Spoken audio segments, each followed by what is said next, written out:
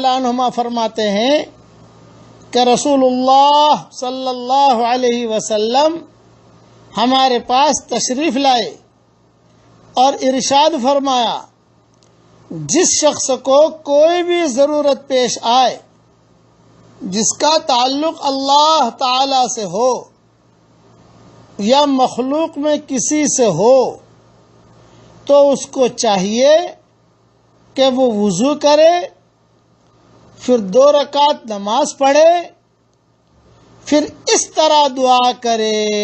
یہ دعا حضور صلی اللہ علیہ وسلم نے پوری امت کو سکھلائی ہے۔ اب وہ دعا کے عربی جملے میرے ساتھ پڑھیے آپ۔ لا الہ الا اللہ الحلیم الکریم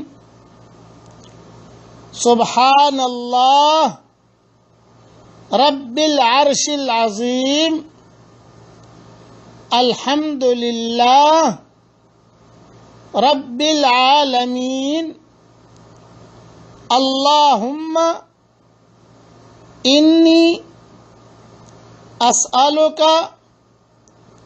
موجبات رحمتک وعزائم مغفرتک والغنیمت من کل بر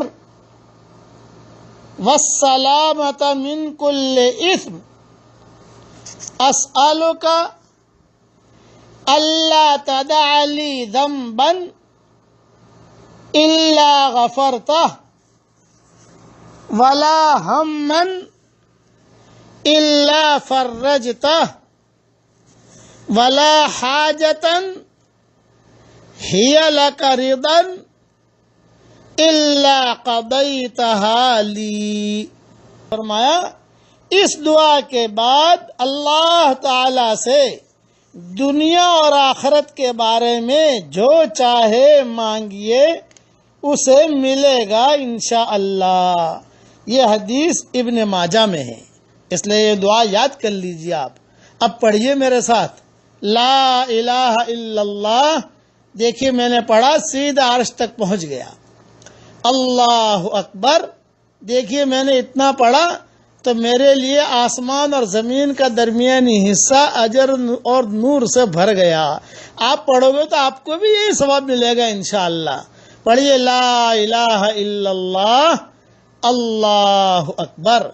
اللہ تعالی ہماری دعاؤں کو قبول فرمائے اور ہماری محنتوں کو قبول فرمائے، آمین آمین۔ والسلام علیکم ورحمۃ اللہ وبرکاتہ۔